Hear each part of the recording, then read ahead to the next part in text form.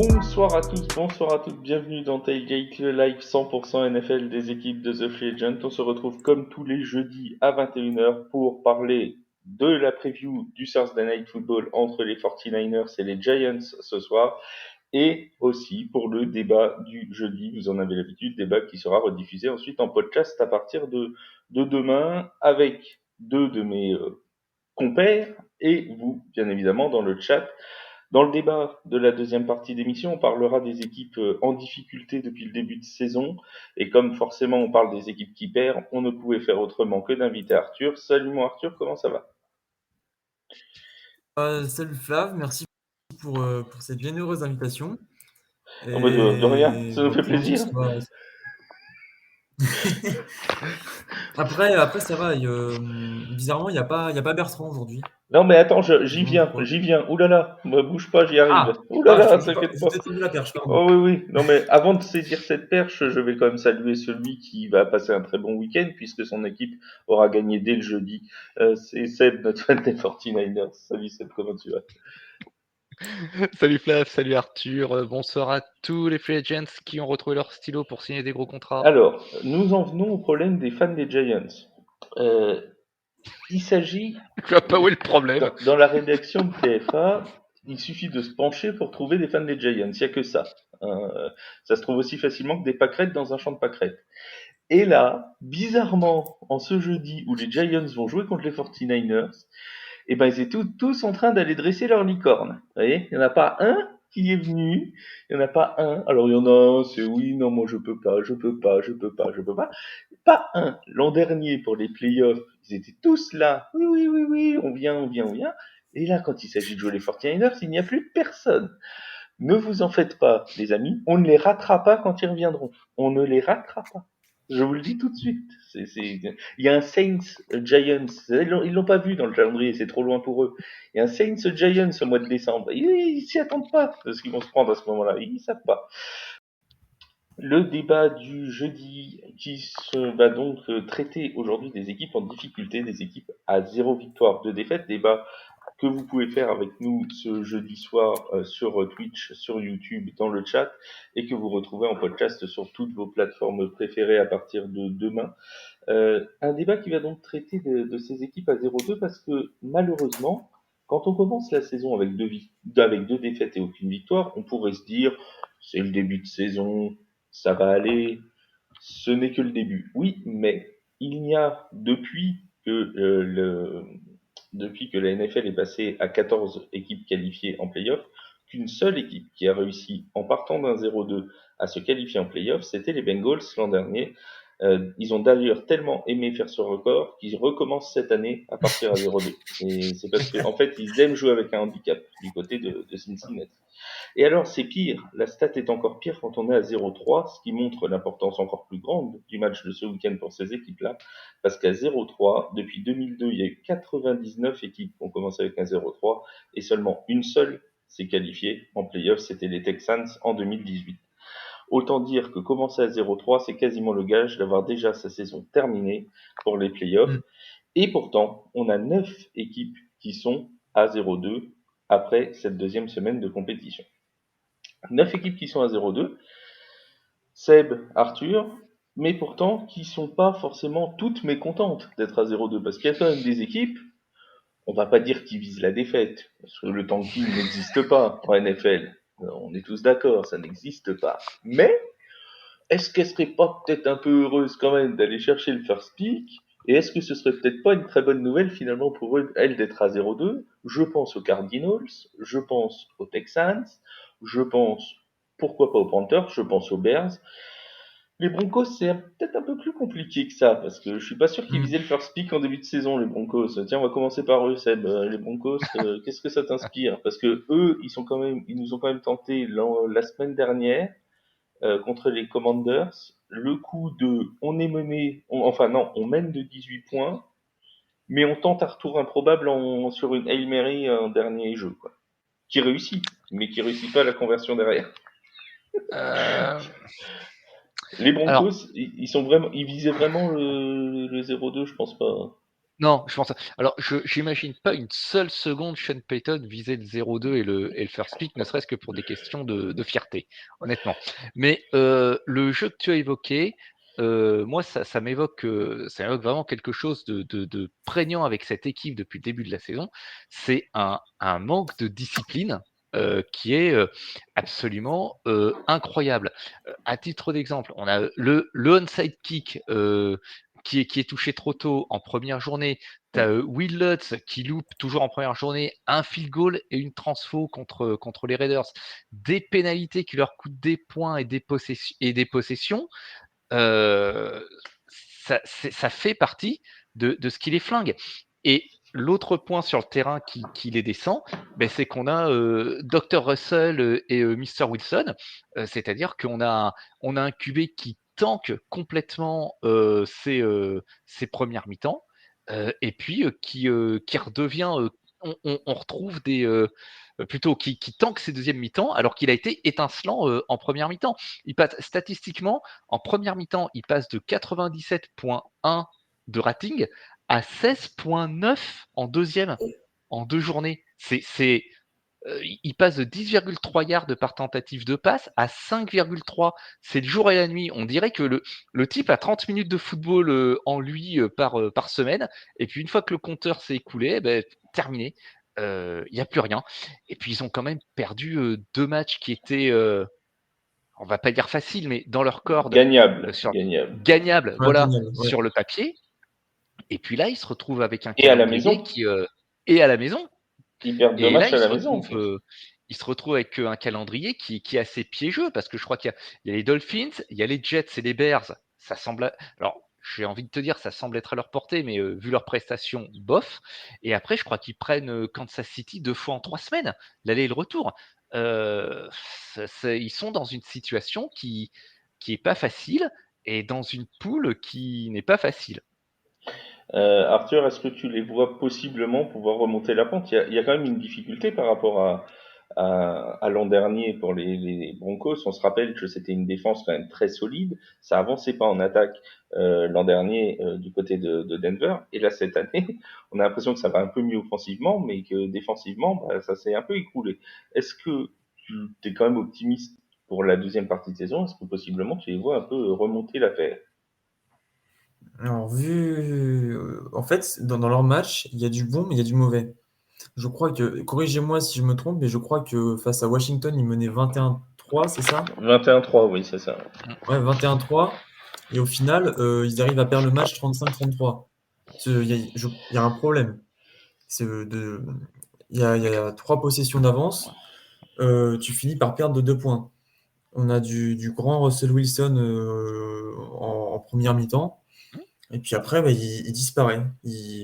L'équipe disparaît en seconde période. Donc, je ne sais Et pas c'est si pas. c'est un problème de et- joueur ou de coaching, mais en tout cas, il va falloir vite éteindre l'incendie à Denver parce que sinon, ça va se propager, ça va faire mal. Ça va Et faire très très c'est et mal. c'est pas la première fois parce que c'est l'une des équipes qui mène le plus souvent à la mi-temps et qui perd ses matchs au final.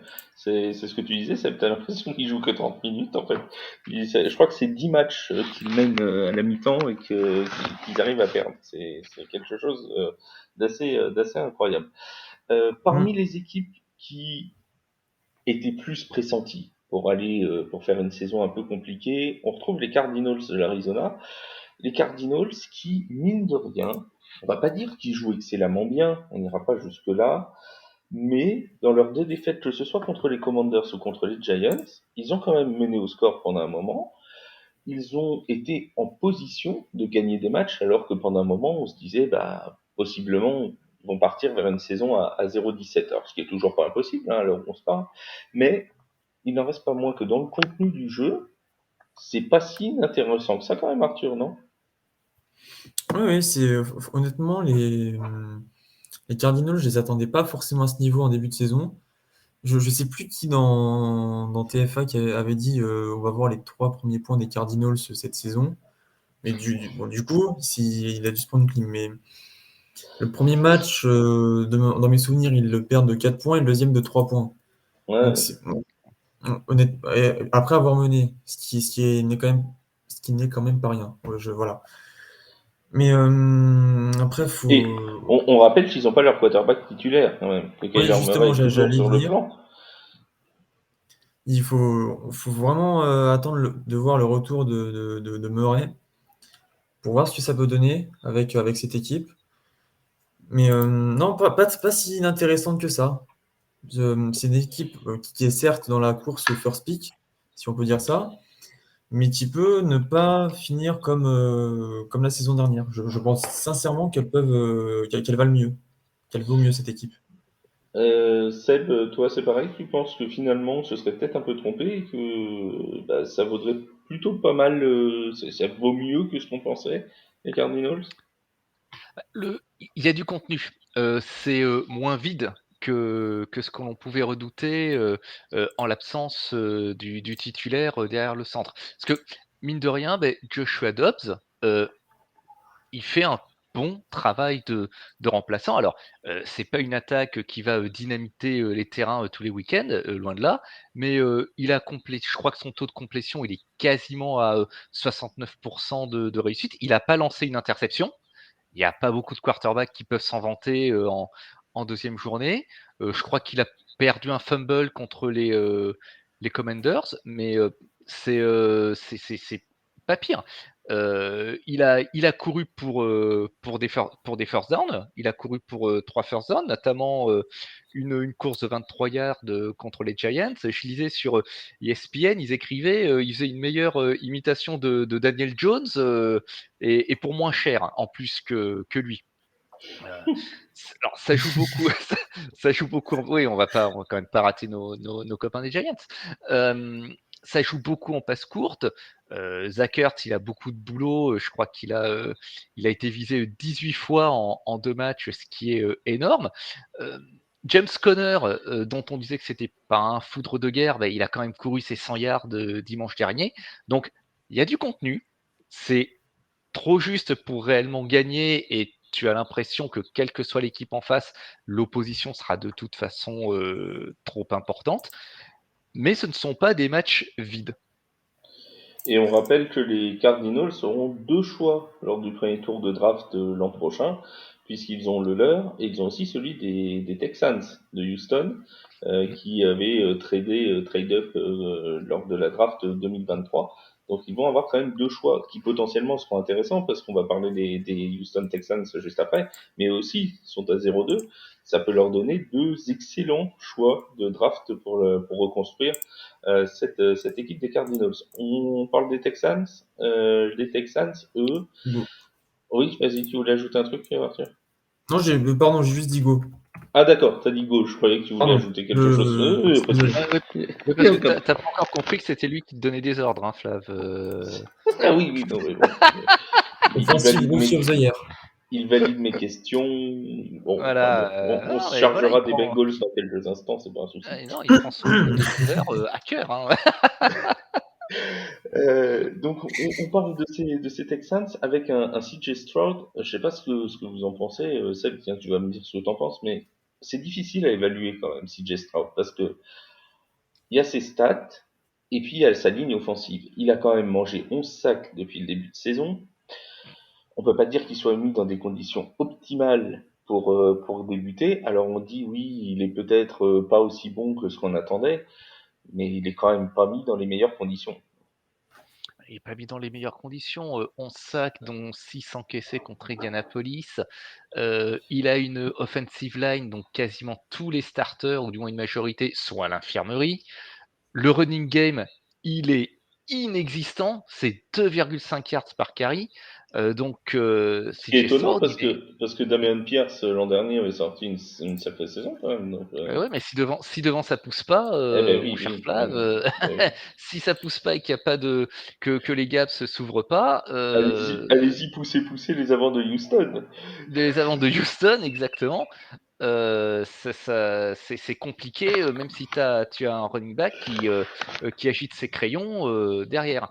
Donc, effectivement, il y a les stats et il y a les résultats. Et en fait, ce serait compliqué pour lui et pour Houston du coup de se retrouver. Moi, sujet des Texans, je me souviendrai toujours du cas de David Carr, donc le grand frère de Derek, qui avait été drafté par les Texans lors de l'ouverture de la franchise De et qui s'est Saint-Derek. fait Saint-Derek, excusez-moi, Monseigneur Flav. Saints Derek, même. Saint-Derek. Voilà, David Carr qui s'est fait mais casser la figure parce qu'il avait une O-line inexistante et tu détruis la carrière de n'importe qui de cette façon. Donc, ils ont peut-être drafté une pépite, sauf que pour le moment, elle n'a pas les moyens de s'exprimer et puis il va peut-être falloir en prendre soin à un moment. Moi, je suis surtout déçu parce que, comme je l'ai dit, j'espérais un électrochoc de Meco Ryans avec le retour donc, de l'enfant du pays à Houston pour coacher. Bon, après les Texans, ils ont gagné 10 matchs en 3 ans. C'est une forme de constance aussi. Mais est-ce que c'est pas finalement Arthur trop tôt pour les Texans? Est-ce que on s'attendait pas forcément à ce qu'ils soient champions de la FC Sud, bien que la FC Sud soit ouverte cette année, mais bon, il y a quand même des équipes bien au-dessus d'eux. Est-ce que c'est pas trop tôt? Est-ce qu'il faut pas attendre 1 an, 2 ans pour que CJ Stroud soit mieux entouré et que cette équipe puisse enfin se développer? Parce que comme le disait Seb, ça fait plusieurs années que c'est quand même compliqué pour les Texans. Oui, non, c'est sûr, il faut qu'il soit dans les meilleures conditions possibles pour pouvoir exprimer son jeu. Je vais faire une comparaison. Bon, imaginons, on met Lewis Hamilton dans la pire voiture de la grille, et ben il fera rien, par exemple. Alors, il y Donc, avait un débat pendant un moment, quand moi je suivais beaucoup la F1, qui disait que Schumacher, dans la pire voiture de F1, serait champion du monde quand même. Je n'y ai jamais cru. On referme la ah parenthèse non, Formule 1. On referme la ah, parenthèse j'y crois Formule pas non plus. 1. Mais Ouais, voilà. c'est comme, en fait, le football, c'est un peu comme la Formule 1. Dans ce sens-là, un quarterback, faut qu'il soit mis dans les meilleures conditions pour gagner. S'il a des receveurs qui n'ont pas de main, ça va être compliqué, par exemple. Donc, Ah va bah, c'est falloir sûr attendre un peu, que mais être receveur sans main, c'est pas évident. Faut oui, c'est demander, vrai. faut demander, faut demander au receveur de la team de TFA, Charles Todin, qui a joué, on le rappelle brillamment, pendant quand même un entraînement à La Rochelle. Et il avait pas de main et ça lui a pas réussi. Hein. Ah, mais oui, mais en fait, il va falloir lui laisser quelques années enfin, quelques temps à CJ Stroud, mais va pas falloir trop attendre parce que plus on avance, plus il vieillit. Et si les Texans voient qu'il n'y a rien, mais même s'ils le mettent pas dans des bonnes conditions, ça va mal finir. Et comme l'a dit Seb, c'est 10 matchs en 3 ans, c'est ça, gagné? C'est ça. L'équipe, elle est quand même en reconstruction depuis quelques années, ça donne la même chose. Du coup, Hum. si Stroud, ça va être compliqué dans le futur. Parce qu'en plus, là, l'euro de tout first pick, bah, ils l'auront pas. Et puis Puisque, ça sert comme à ce que rien tu as pour eux, dit, ça sert à ce rien. sera pour les Cardinals. Donc, franchement, ça va être très compliqué à l'avenir pour les Texans. Et pour CJ Stroud, du coup, ce sera une victime collatérale de cette saison. Alors on rappelle qu'ils ont quand même un choix, et après je te laisse compléter Seb, ils ont quand même un choix de premier tour, hein, les Texans cette année, mais c'est celui qui appartient à l'origine à Cleveland, aux Browns de Cleveland. Oui, Ok, pardon. Seb. Alors, après, il y a quand même un petit peu de positif, mais le positif, il se trouve de l'autre côté du ballon. En défense, ils ont un excellent joueur qui est Will Anderson Jr., leur linebacker. Houston, ils ont un pressure rate de 32,3%, ils sont 7e de la NFL. Et Anderson, dans ce pressure rate, il compte quand même pour un sac et 3 knockdowns en 2 matchs. Et le plus gros du travail, il l'a fait contre les Ravens face à Lamar Jackson, qui est quand même pas le quarterback le plus facile à attraper de la ligue et avec son offensive line et tous ses titulaires. Le problème pour leur défense, c'est le secondary qui est horrible, il lâche 85,8% de complétion sur les QB adverses, donc ça veut dire que le secondary, le backfield, c'est les portes ouvertes. Donc le corps de linebacker, peut-être que leur front, leur salut peut peut-être venir par là. Mais effectivement, c'est un club en reconstruction, mais le chantier est énorme.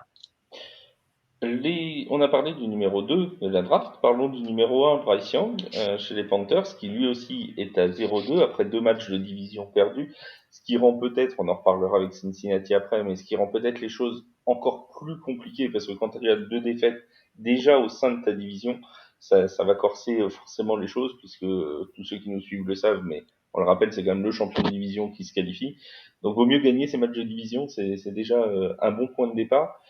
Euh, Ce numéro 1 de draft, Bryce Young, c'est un peu la même chose que CJ Stroud. Beaucoup disent oui, c'est décevant, c'est décevant. Alors, ça n'a pas été flamboyant sur les premiers matchs.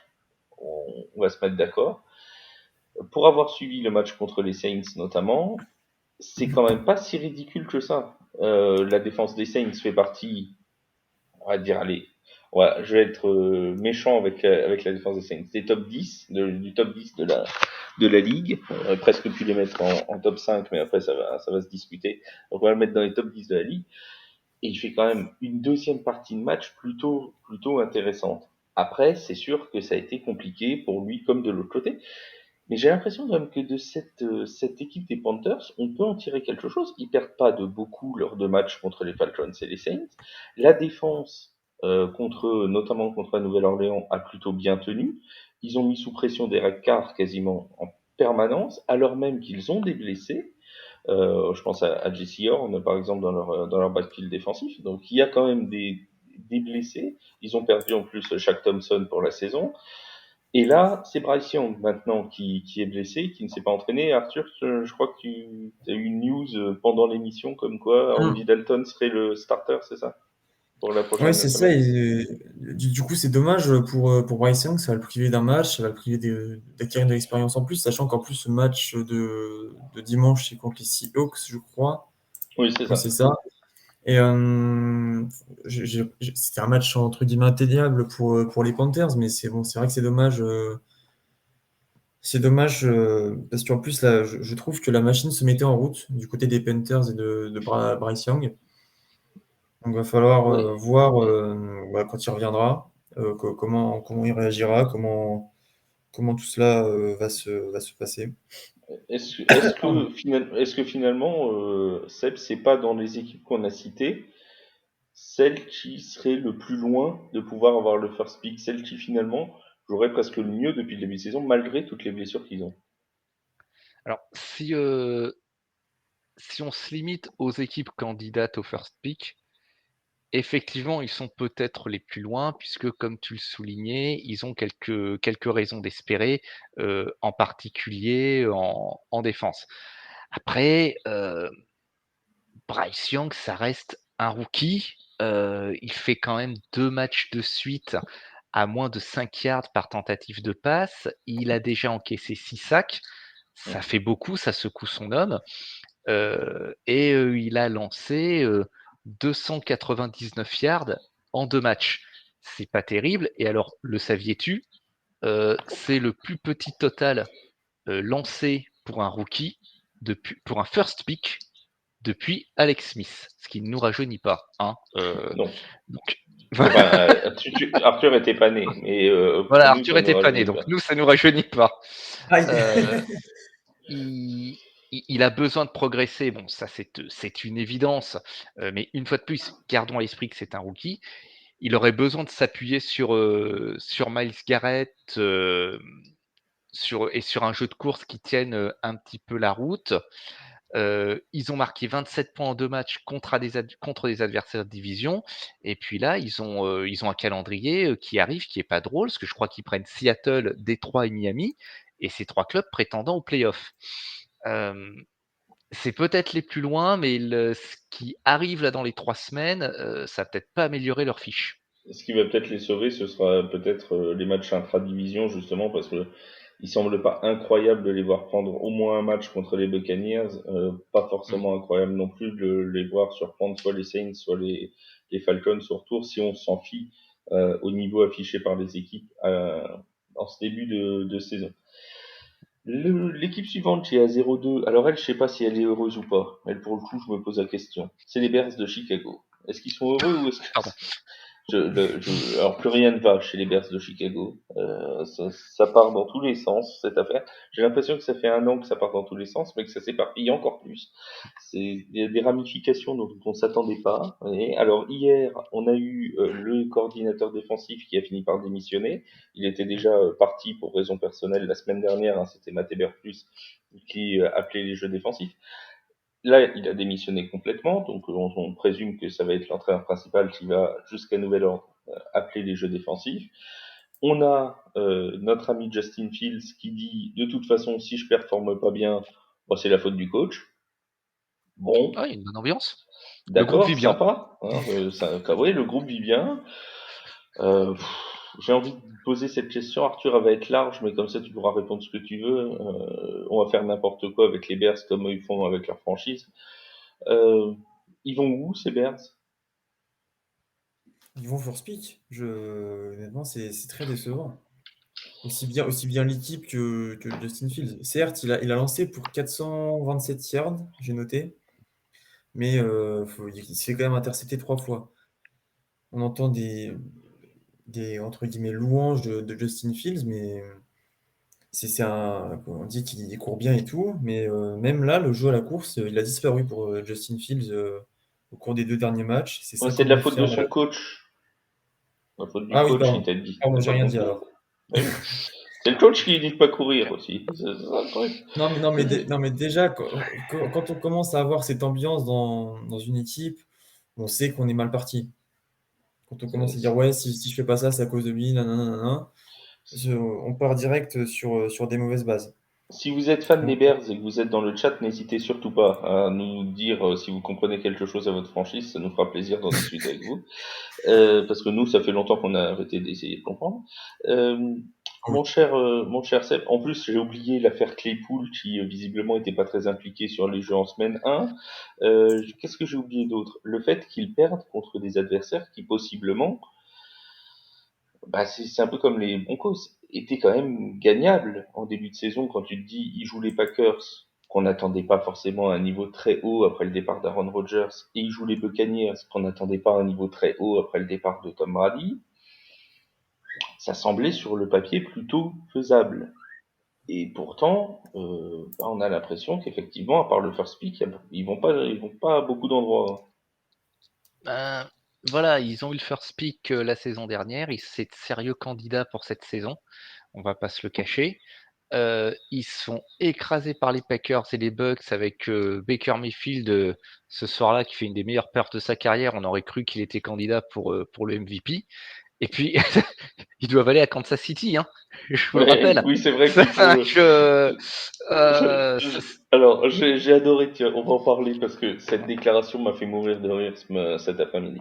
Le conseil de Patrick Mahomes donné à Justin Fields qui dit c'est de la faute de mes coachs si je joue de manière trop robotique, je veux suivre plus mon instinct. Et Patrick Mahomes qui lui dit oui, vas-y, suis ton instinct, l'air de dire ouais, vas-y, fais nappe, vas-y, je t'en si.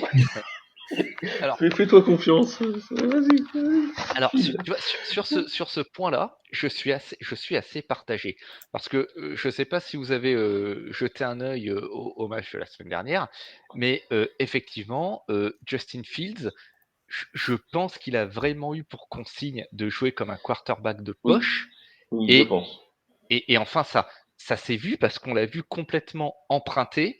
On l'a vu ne pas réussir à lire, à anticiper sur le démarquage de ses receveurs. On l'a vu hésiter balle en main. Et limite, je pense que si on avait été dans sa tête, on aurait entendu une petite voix qui lui disait cours pas, cours pas, cours pas, Oui, surtout c'est cours pas ça. parce Et qu'on te dit de pas courir.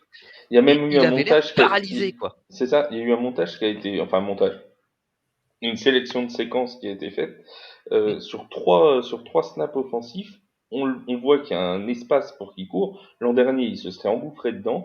Et là, mm, il fait un pas en avant, un pas ou deux en avant, et il recule pour mm. finalement faire une passe qui à chaque fois est incomplète d'ailleurs, soit dit en passant. Ouais. Mais tu vois, comme si on lui avait dit, oui, cours pas, vas-y pas. Tu vois, Mm. c'est Voilà. vraiment, c'est à son instinct qui dit, il va y aller, et en fait, il met le frein à main. Quoi. Et quand il parle de c'est la faute de mon coach, alors une fois de plus, on n'est pas dans le secret des dieux et je ne suis pas suffisamment expert pour me prononcer là-dessus, mais je vais le faire quand même parce que je suis dans un podcast et que, Et je t'ai payé pour ça. et que je suis grassement payé pour ça. C'est ça le Voilà. machin aussi.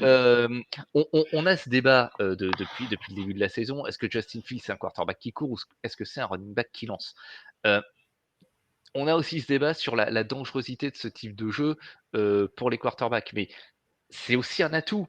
Ce qu'il faut, c'est réussir à l'utiliser intelligemment, mais à l'utiliser. Pourquoi le forcer à rester confiné dans sa poche quand il a des opportunités? Je veux bien comprendre que ça doit être cadré. Là, il a peut-être été trop discipliné pour le coup, et ça lui a coûté très très cher. Comme en plus, il y a un jeu au sol qui marche pas des masses, hein, parce que c'est 3 yards et demi par portée. On ne puisse pas dire que ça te fait avancer une attaque.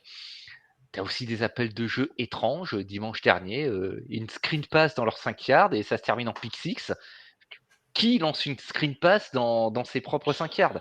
Matt Je Eberflus pense et son coordinateur offensif. oui, effectivement, bonne réponse du monsieur qui a le micro. Il y a beaucoup de choses très étranges et là, j'ai franchement autant il y avait pas mal de questions à se demander comment est-ce qu'ils vont réussir à développer Fields. Il y a un projet Justin Fields, etc. Ben là, le projet, je trouve qu'il a du plomb dans l'aile parce que j'ai l'impression que la gestion de ce projet marche un peu sur la tête.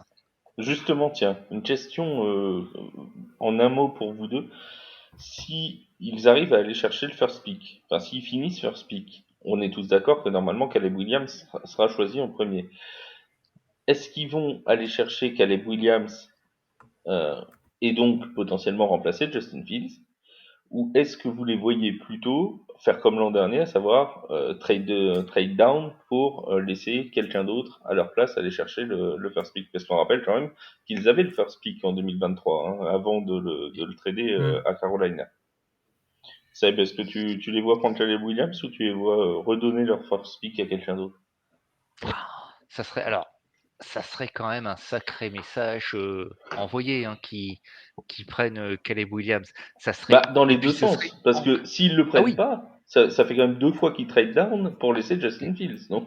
Mm. Donc je pense que c'est un petit peu tôt dans la saison pour se poser cette question. S'il le faisait, ouais, ce serait un sacré message, mais ça veut dire il y a déjà un sacré chantier. C'est tout recommencer à nouveau. Ça me laisse circonspect comme possibilité. Là, je resterai vraiment dans l'attitude wait and see parce que j'ai l'impression que eux-mêmes savent pas trop où ils vont et je ne suis pas sûr que ce choix éclaircirait forcément leur propre perspective sur leur avenir. Arthur, tu les vois prendre Caleb Williams ou trade down? Comme a dit Seb, je pense que c'est quand même trop tôt pour voir. Mais vu que c'est Chicago, on ne sait jamais. Ah On oui, sait jamais. Et que ça c'est peut déjà se le dérouler. bordel, pourquoi ne pas en rajouter? Le bazar, c'est déjà le bazar. Le Ah oui, bazar, le bazar. oui, tout à fait. Pardon. Oui, oui. Après, on va se faire crier dessus par le boss. Bon, vous me direz, il avait qu'à être là. Les Ouais, Patriots on a déjà assez de la d'excuses. Nouvelle-Angleterre qui sont eux aussi à 0-2, les Pats. Alors là, on rentre dans des équipes un petit peu entre eux, parce que je pense pas que les Patriots iront faire pick cette année. Donc plutôt dans les équipes qui peuvent potentiellement sur un coup espérer encore aller en playoff. C'est quand même particulier cette année, ce début de saison des Patriots. Alors, on va préciser déjà qu'ils ont eu un début de calendrier pas simple avec les Eagles et les Dolphins. Mais c'est quand même une équipe qui n'a jamais mené au score, et pourtant qui a toujours eu l'occasion de gagner ses matchs. Voilà. Exactement. Et je pense que tu mets le doigt sur leur problème. Ils prennent en effet 2 défaites à la maison, mais ils n'ont pas perdu contre les Cardinals ou les Commanders. Ils perdent contre les Eagles et contre les Dolphins, c'est-à-dire contre des équipes de gros calibre, des équipes de niveau playoff et bon, un rival de poule comme ça arrive. Effectivement, ils ont toujours été menés, ils n'ont jamais été capables de repasser devant à la marque parce que tout simplement, là, en ce moment, leur offense n'est pas construite pour pouvoir être menée. Elle manque de punch. Alors, il y a du mieux sur Mac Jones. Il est à un meilleur niveau qu'il ne l'était la saison dernière. Donc, je pense qu'il y a un effet Bill O'Brien sur son jeu et sur la façon dont ses matchs sont managés. Mais en étant tout le temps comme ça mené, il se retrouve très souvent en situation de 2-minute drill, d'être obligé de courir derrière la marque. Et ça facilite pas le fait de poser une offense ou de driver. Et alors qu'il devrait pouvoir s'appuyer sur Ramondre Stevenson, qui est le running back, qui est de loin leur meilleur playmaker, cette situation l'empêche réellement de s'exprimer. Et en plus, leur défense leur a donné des opportunités. Ils leur ont donné des opportunités contre Philly et contre Miami. Mais à cause de ce manque de talent sur les skills positions, ou notamment d'une menace sur les passes profondes, eh bien, ils n'ont pas pu les exploiter. Alors, je pense que c'est un point qui peut se redresser, qui peut se corriger. Je crois qu'ils prennent les Jets cette semaine. Oui, ils prennent les Oui, Jets oui, cette oui. semaine. Il y a un match de Ils vont division aux contre Jets. les Jets. Match de division contre les Jets.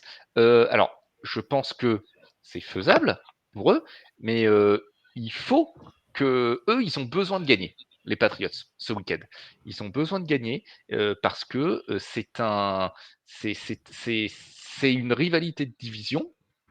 Parce qu'ils ont besoin également de se rassurer. Ce match-là, pour eux, je pense qu'il est crucial. Arthur, toi, c'est pareil, ces Patriots, tu les vois pouvoir potentiellement, s'ils réussissent à battre les Jets, pouvoir à tenter quelque chose. Après, ça reste une division extrêmement compliquée, la FC Est, quand même, cette année. Non, ils peuvent être outsiders de leur division, mais à condition qu'ils gagnent contre les Jets. S'ils perdent contre les Jets, la stat le dit par elle-même, 99 équipes en 0-3, une seule a réussi à se qualifier. Donc ça va être compliqué pour eux, forcément. Mais après, j'ai remarqué par rapport à la saison dernière que Mac Jones, bah, il y avait du mieux, comme a dit Seb. Au total, en 2 matchs, c'est 547 yards, 4 touchdowns. Petit bémol, 2 interceptions. Il va falloir qu'il s'améliore encore un petit peu là-dessus. Mais bon, soit c'est par rapport à la saison dernière, il y a du mieux. Il peut encore s'améliorer. Il peut encore faire mieux. Mais les Patriots sont loin d'être ridicules comme certains auraient pu l'imaginer. Parce que les Eagles, c'est quand même. Ils sont quand même dans les favoris pour remporter pour se hisser au moins en playoff et voir au Super Bowl. Les Dolphins, ils surprennent pas forcément, mais ils font un début de saison très fort, j'ai envie de dire. Mais Non, mais faut que les Patriots au final, Comment? Au final, les Pats sont pas été si loin des Dolphins, mine de rien. Non, ils sont pas loin des Dolphins, Quand ils on sont pas regarde le loin, pas match, si loin des Eagles. Donc c'est pour ça qu'il va falloir concrétiser face aux Jets sans Aaron Rodgers. Donc ah bah, de toute façon, wait and see. je pense, Seb, que tu seras d'accord avec moi pour dire que en cas de défaite contre les Jets, en fait, ça peut faire basculer leur saison, ce match contre les Jets, les Hmm. Patriots. Parce que Complètement. en cas de Complètement. défaite, tu te dis, bon, c'est fichu, quasiment, t'es déjà à 2 défaites dans la division, t'es à 0-3. En cas de victoire, ça leur redonne de l'espoir. Absolument. Oui, de toute façon, Et ça va. je Vas-y. vais. Voilà, excuse-moi Arthur, mais T'inquiète. en début de saison, là je le reconnais, je l'assume, je dis que moi je voyais très bien les Patriots viser le fond de leur division pour cette année. Mais il y avait un facteur qui était présent et qui est plus là, c'était Aaron Rodgers aux Jets.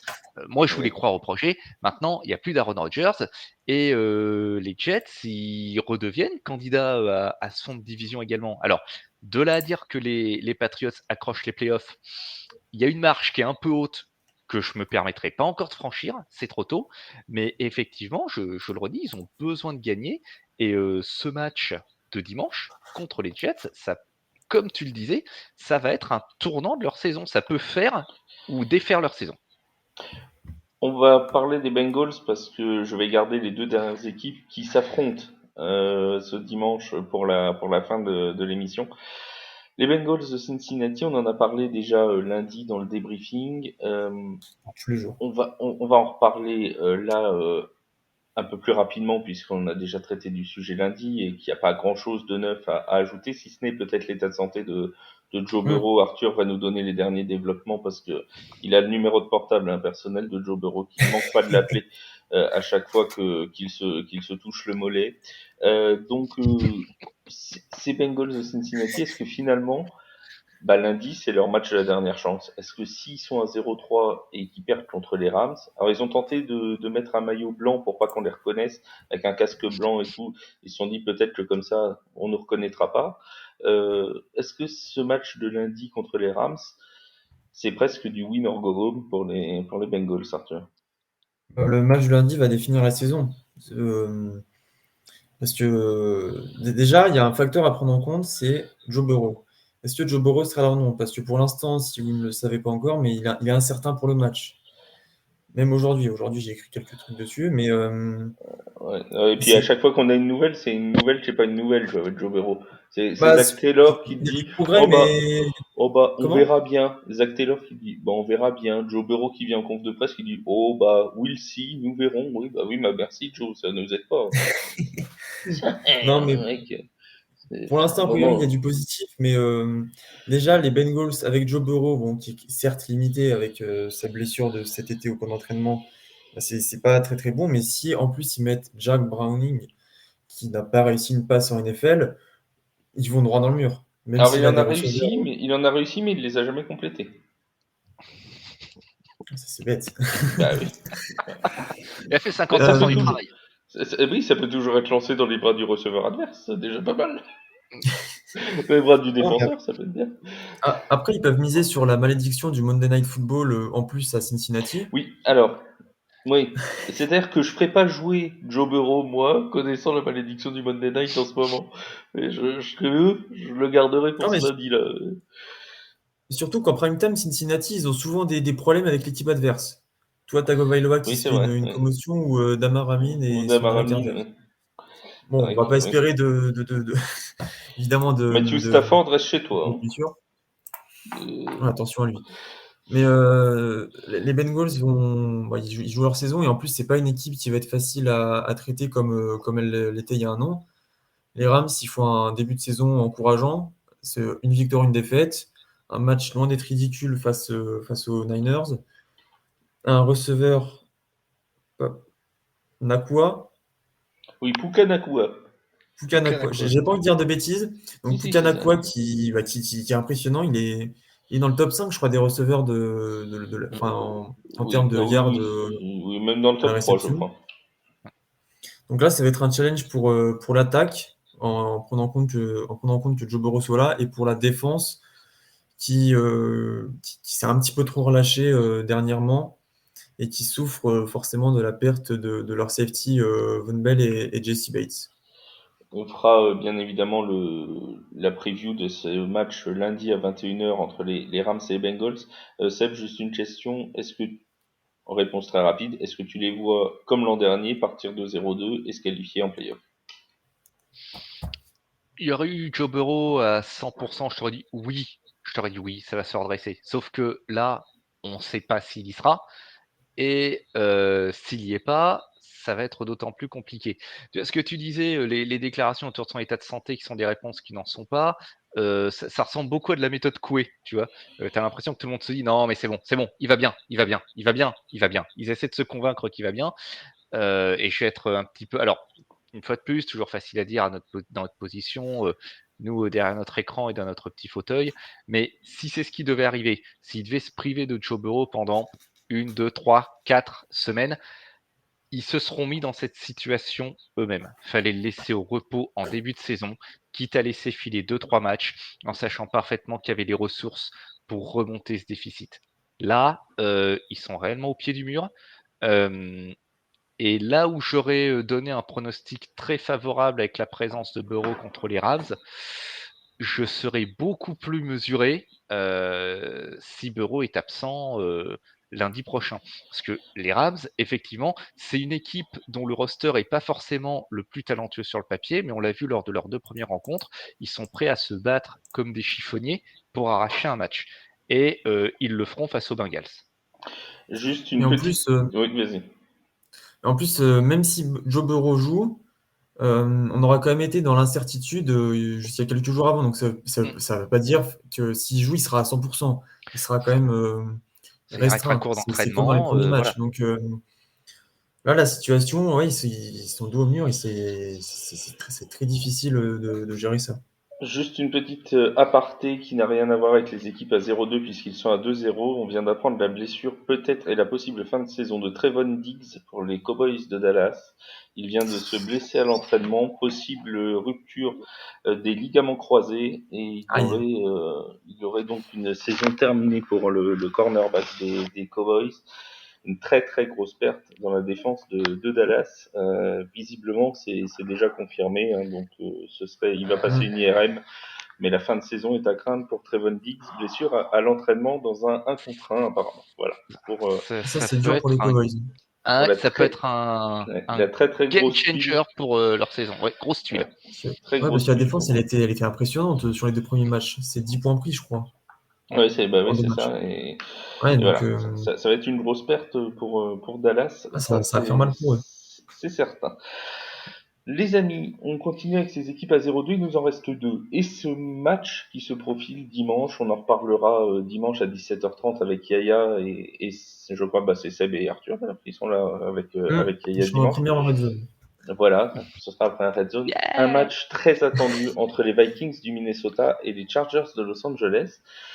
Deux équipes qui sont donc à 0-2. Il y en aura presque obligatoirement, il y a toujours un risque de match nul, mais presque obligatoirement une à 0-3.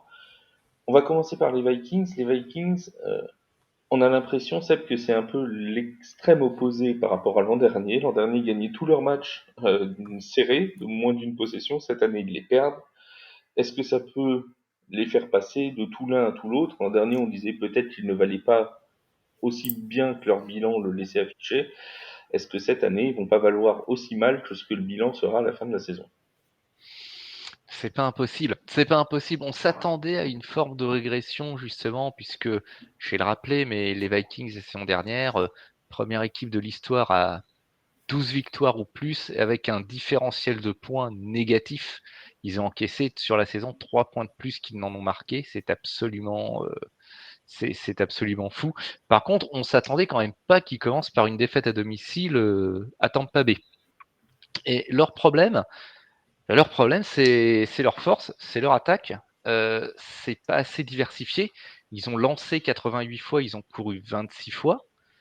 Euh, Ça perd trop de ballons. Il y a 4 fumbles contre Philadelphie et tous perdus. Ils ont perdu 7 fumbles en 2 matchs. Ils n'en ont pas recouvert un seul. Le petit espoir, c'est que sur ces 7 pertes de balles, ça n'a donné qu'un touchdown pour leurs adversaires. Donc, il y La a une défense va défense. mieux par rapport à l'an La dernier. défense va mieux. La défense est agressive. Elle blitz quasiment la moitié du temps. C'est le double de la saison passée. On sait qu'ils étaient assez critiqués de ce côté-là de la balle pour être trop conservateurs. Mais il y a aussi un problème. Ça blitz 50% du temps, mais ça touche pas le quarterback. D'après NFL Stats, 5,6% de sacs, là où la moyenne NFL est à un peu plus de 8%, je crois. Donc, la défense va mieux, mais c'est pas top non plus. Et puis toujours en attaque, il y a une avalanche de blessures sur la ligne offensive. Pendant combien de temps est-ce que ça va continuer comme ça? Euh, J'aime à penser qu'un sursaut est possible pour eux, mais s'ils débloquent pas le compteur ce week-end, contre une équipe en plus, contre un club qui est dans le même, le même état qu'eux, hein, ça va devenir particulièrement problématique pour eux. Ça sera problématique de toute façon la défaite sera problématique pour les deux clubs. Arthur, on a quand même une attaque cette année avec un Justin Jefferson qui est toujours aussi bon. Ça peut être le seul joueur de NFL à avoir réussi au moins 150 yards en réception 3 matchs d'affilée. Mais on a quand même un jeu de course qui pêche Oui. énormément. Alexander Mattison n'apporte peut-être pas la garantie qu'on attendait de lui en running back numéro 1. Ils sont allés chercher Cam Akers cette nuit ils l'ont fait signer, donc on aura un nouveau renfort au poste de running back du côté des Vikings. Est-ce que ce recrutement de Makers peut permettre d'avoir une attaque moins unidimensionnelle, moins Justin Jefferson centrée, et retrouver un petit peu les Vikings de l'an dernier? Va falloir espérer, mais non, comme tu l'as dit, le gros problème, c'est le jeu au sol. Dalvin Cook, on sent qu'il manque à l'équipe. Et j'ai envie de rajouter quelque chose, parce que par rapport à leurs résultats, c'est du grand Minnesota. C'est un peu comme la saison dernière, sauf que là, c'est dans l'autre sens. Ils gagnaient leur match de rien, donc ils avaient un bilan incroyable. Bah là, ils les perdent de rien, mais le bilan, il est de 0-2. Ils perdent de 3 points face à Tampa Bay, ils perdent de 6 points face à Philadelphie. Là, ils sont dos au mur, ils sont avec une équipe qui est dans la même situation, les Chargers. Ils sont au fond, ils doivent se dire il faut qu'ils aient un sursaut d'orgueil. Donc j'espère que leur recrutement de la nuit va pouvoir apporter satisfaction à l'équipe. Mais c'est une situation compliquée. Et en plus, comme tu l'as dit, si les joueurs de ligne offensive se blessent, Kirk Cousins, il va avoir du mal Et à tenir. Et c'est peut-être, d'ailleurs, j'en ai pas parlé, mais c'est peut-être d'ailleurs la fin d'un cycle aussi du côté de Minnesota, parce qu'on rappelle que Kirk Cousins est en fin de contrat à la fin de la saison. Il sera agent libre après la fin de saison, alors il peut être prolongé et tout. On sait qu'il y a des discussions de contrat aussi pour Justin Jefferson. Ça peut être un tout. Si la saison est vraiment mauvaise, est-ce que Jefferson va pas aussi se dire à un moment, tu vois, si je veux gagner quelque chose, va peut-être falloir que j'aille voir ailleurs. C'est pas impossible non plus, hein. On a Oui, déjà. parce que bon, gagner. Vas-y Arthur, je t'en prie, excuse-moi. Vas-y. Ok, je te laisse après. Parce que ouais, il gagne le titre de joueur offensif de l'année. C'est bien, mais c'est pas ce qu'il veut. Lui, il veut un Super Oui, mais Bowl. non. Et si Minnesota loupe sa saison complètement sa saison, il va forcément aller chercher ailleurs. Il va aller chercher de l'argent et une bonne équipe. Parce que peut-être que Minnesota peut apporter de l'argent, mais la bonne équipe Après, me paraît il faut voir compliquée. s'il y a plus Kirk Cousins, enfin, si Kirk Cousins n'est pas prolongé aussi, est-ce que, qui vont-ils aller chercher comme quarterback aussi? Parce qu'ils peuvent très bien aller signer aussi un très beau nom aussi. Aussi, c'est pour ça qu'il faut voir. Mais s'il a un manque de garantie, Justin Jefferson, on connaît tout son potentiel. On l'a même vu d'ailleurs. C'est le meilleur receveur de la ligue, j'ai envie de le dire. Et il faut le meilleur quarterback possible pour lui lancer les ballons. Kirk Cousins est très bon, mais si les Vikings se séparent de Kirk Cousins, ils vont peut-être perdre aussi Justin Jefferson. Mais ça dépendra qui sera le backup. Seb, tu voulais ajouter quelque chose? On a souvent, depuis le début de cette saison, même pendant la pré-saison, parlé de fin de cycle pour les Vikings. Et effectivement, au regard de leur état actuellement, c'est peut-être, ça ne manque pas de sens. Voilà. Puis on entend régulièrement des rumeurs de blockbuster trade pour Kirk Cousins, etc. Alors j'ai peut-être aussi une autre hypothèse qui est beaucoup moins pragmatique que ça, mais c'est que effectivement l'année dernière, 11 matchs décidés par moins d'un score. Peut-être qu'au bout d'un moment, ta chance finit par tourner court et que ce filon de chance finit par s'épuiser. C'est peut-être juste ça. Toujours est-il que pour eux aussi, le week-end qui vient est crucial.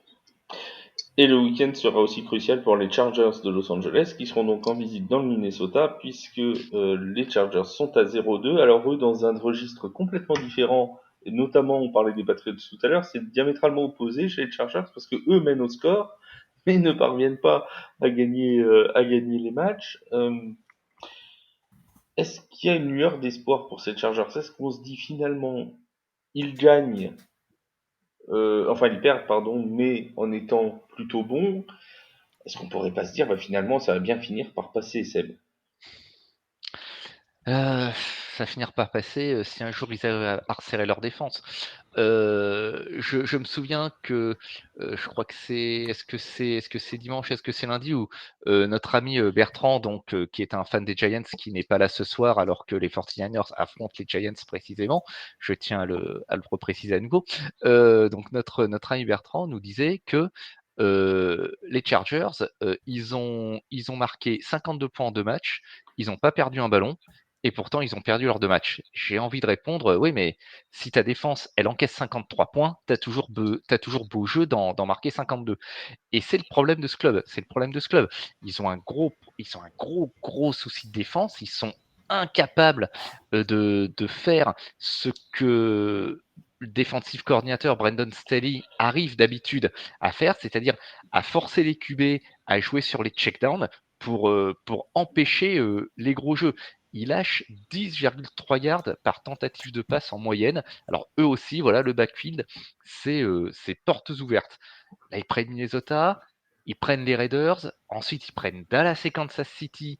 On Eux, va dire, allez, ils sont obligés d'équilibrer le bilan. En plus, ils sont en bye week, en week 5. Ils sont obligés absolument. d'équilibrer leur bilan tout de suite à 2-2 parce que sinon, le calendrier après est l'un des plus difficiles de la NFL. Voilà, il faut qu'ils gagnent les 2 matchs qui suivent parce que effectivement, après, ne serait-ce que les 2 qui viennent derrière, Dallas et KC, ça va rigoler moyen. Leur gros problème, c'est la défense. Arthur, est-ce que cette défense elle va être capable de step up pour réussir à freiner cette hémorragie? J'ai envie de dire, contre Miami, c'était cataclysmique. Enfin, je veux dire, Tua Tagovailoa a joué à un niveau exceptionnel, Tyreek Hill aussi. Et il y avait quand même des énormes trous dans cette défense. Et autre question, est-ce que finalement, si jamais il y a encore une défaite parmi les 2 matchs qui arrivent, s'ils sont à 1-3 avec le calendrier qui vient, est-ce que Brandon Staley est pas en gros danger pour son poste? Ainsi, clairement, les Chargers, c'est un début de saison décevant. Euh, Parce que bon, les Dolphins, on se rend compte que c'est des gros contenders. Ils ont joué un Tua Tagovailoa et un Tyreek Hill enflammé. Mais après, c'était beaucoup plus compliqué face à Ryan Tannehill et les Titans. Donc, faut vraiment que cette défense elle step up. Et contre Minnesota, ça va quand même être très compliqué. Parce que bon, certes, ils n'ont pas de ligne offensive, mais le jeu à la passe, c'est quand même je trouve pas mes mots, est quand même très très bon. Voilà, c'est bon, à Minnesota. Et je pense que les Chargers sont sur une saison très très compliquée où ils vont manquer les playoffs pour moi. On a Vinny Youngs dans le chat qui nous dit comme les Cards vont avoir le first pick, il est sûr. Donc on va partir là-dessus. En même temps, ils ont 2 chances, les Cards. Ils ont Houston et eux. Donc, s'ils perdent au grattage, ils se rattraperont au tirage. Donc comme les Cards vont avoir le first pick et Caleb Williams, les Vikings iront chercher Kyler Murray. Est-ce que Seb, toi, ça te semblerait un bon fit Kyler Murray chez les Vikings? Ben, pourquoi pas, Bah oui, en moi je me fait? dis, et pourquoi pas? Pourquoi pas? Parce que là, Vinny Yanks, l'hypothèse qu'il nous donne, moi, je la trouve pas du tout dénuée de sens. Parce que oui, les Cards, euh, Kyler Murray, il est suffisamment controversé, on va dire, dans la ligue, auprès des observateurs et même au sein de son propre club. Alors après, certes, ça reste le titulaire indiscutable. Tout le monde se lamente de son absence, mais on se rend compte que Josh Dobbs, bon, ben, même si c'est pas la sécurité sociale et même si c'est pas, il sera jamais un Hall of Famer, il fait plus ou moins le job, même s'il n'y a pas encore de victoire au bout. Attention, je tiens vraiment à tempérer mes propos. Donc, oui, les Cards qui tenteraient un gros coup en prenant Caleb, enfin plutôt les Cards qui iraient chercher Caleb Williams et les Vikings qui tentent un gros coup, qui tentent un gros trade en allant chercher Kyler Murray, si en plus ils arrivent à conserver Justin Jefferson, ça peut faire un bon atout pour dire Kyler, viens, regarde ce que tu as comme jouet pour commencer à lancer des ballons. Eh ben tiens, alors là, Biotime m'a piqué ma question, mais Biotime, il me pique mes questions tout le temps. Je ne sais même pas pourquoi Biotime n'est pas encore avec nous pour animer le chat, pour animer l'émission. Et dans ce cas-là, Cousins, il va où, à la maison de retraite? Ou chez les Jets, ce qui revient au même puisqu'ils accueillent les vieux C'est trop quarterbacks tôt. de 40 ans. C'est trop tôt, mais Cousins, ok, il prend de l'âge, mais il est encore Il loin a d'être 35 ans, il aura ouais, 35 ans. voilà, il a 35 ans, donc on va dire, allez, il a encore 2-3 bonnes saisons derrière lui. Vous croyez vraiment qu'il n'y a pas un club qui le signerait s'il se retrouvait sans Alors si, contrat? je pense que si. Vous pensez est-ce que c'est qu'on peut en dire ce qu'on veut, ça reste quand même un QB1 Ouais. standard de la NFL. Il y a plus d'un club, même si en ce moment ils sont à 0-2, même si on dit il perd beaucoup de ballons, même si on dit il lance trop la balle, le jeu n'est pas diversifié, etc. Même en ce moment, il y a plus d'un club qui aimerait bien avoir un Kirk Cousins derrière Même son s'il a plus centre. de côte. Même s'il a plus de côte, mais ça c'est un point de détail. Il en manque tous des organes de toute façon. Donc au bout de quelques Il y années de en a... carrière. Le problème, c'est que pour certains, c'est le cerveau qui manque. C'est ça qui est embêtant. C'est un autre Oui, problème. Monsieur Flash, je me lancerai pas dans ce débat-là. Hein, je vais encore me faire On des copains. pourrait. On Voilà. pourrait. Je vais encore me faire des copains. Déjà que quand j'ai traité Baker Mayfield de pompe à vélo, j'en ai entendu des vertes et des pas mûres. Alors je vais m'arrêter là parce que je vais avoir des ennuis. Euh, Eh oui, mais c'est comme ça. On aime créer le débat. C'est comme ça Ah, chez TF1. Les amis, juste avant de refermer ce débat, justement, on confirme l'absence pour le reste de la saison de Trevon Diggs. L'IRM est déjà passé et l'absence est donc confirmée, sauf s'il nous trouve un remède miracle comme, notre ami Aaron Rodgers pour revenir en quelques mois. Il paraît très improbable que Trevon Diggs rejoue cette année en 2023. Donc voilà, c'est la grosse tuile pour les Cowboys de Dallas. La blessure, en plus à l'entraînement, alors déjà en match, Hmm. c'est pas fifou, mais quand ça arrive à l'entraînement, c'est peut-être encore pire.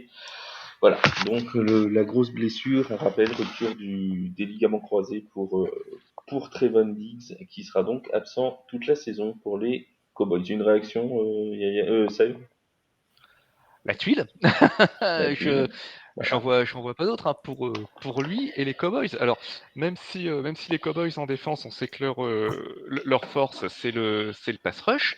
Le backfield, il s'exprime parce qu'il y a un pass rush, mais il faut quand même des gens pour s'exprimer. Donc oui, là grosse perte d'un titulaire indiscutable et un bon defensive back, ben, ça se trouve pas sous le pas d'un cheval. Hein. Arthur, réaction à cette blessure de Trevon Diggs? Ça va faire mal aux Cowboys, ça va faire très mal.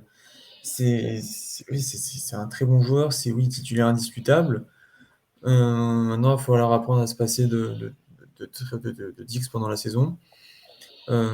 Ça fait partie des aléas de la saison de NFL, mais c'est sûr que ça fait mal. Et au moins, j'ai envie de dire, ça alimente, ça revient sur le débat qu'on a eu, je crois, lundi, sur les Euh, blessés. oui, effectivement, sur les blessés. Bon là, pour le Je sais coup, plus quelqu'un avait lancé ça dans le chat, c'était peut-être Biotime. non, Et, c'était Texans, je crois, Texans, oui. qui nous avait Oui, parlé pardon. des blessés qui étaient de plus en plus nombreux en NFL. Alors, ce que je regrette, alors bien sûr, c'est sa blessure, parce qu'on n'aime jamais, quelle que soit la franchise, qu'un joueur Hmm. soit blessé. En plus, il devait y avoir pour la première fois l'affrontement entre Trevon et Stephen Hmm. en face à face lors de la Week 14 contre les Bills. On en sera privé. On n'aura pas le Diggs contre Guy Diggs. Et ça, C'est Ah, dommage. là, c'est l'univers qui dit qu'il ne veut pas que les deux frères s'affrontent, quoi. En plus, ils auraient été vraiment pour le coup en face à face. Le cornerback Ah contre le oui, receveur, littéralement. c'était vraiment les deux frères l'un contre l'autre. Et voilà, on a eu les frères Kelsey l'an dernier, on n'aura pas les frères Diggs cette année pour le duel. En tout cas, c'est une bien triste nouvelle. Et bien sûr, vous retrouvez l'article sur l'application et sur le site de The Free Agent qui va pas tarder à sortir si vous voulez plus d'informations sur cette blessure de Trevon Diggs. Merci Seb, merci Arthur pour ce débat. Merci à tous ceux qui étaient dans le chat, Vinny Youngs, Biotime, notre ami de Baltimore aussi. Tous ceux qui sont passés, on vous remercie grandement. On vous donne rendez-vous dimanche 17h30 Pour le Red Zone, pour le Tailgate spécial Red Zone, la Week 3, ce sera Yaya qui animera avec Seb et Arthur pour avoir une vue d'ensemble sur tous les matchs de la Red Zone.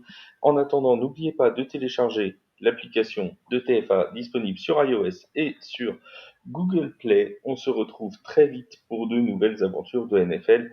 Salut tout le monde, bonne soirée. Bonne Ciao, soirée, bye. à dimanche.